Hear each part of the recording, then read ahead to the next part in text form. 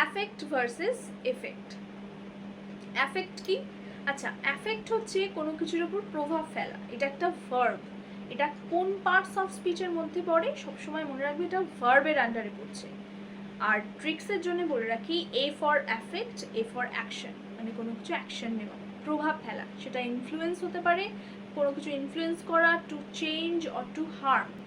For example, pollution can affect our health. আরেকটা example দেখে নিতে পারি, the teachers words deeply affected the students.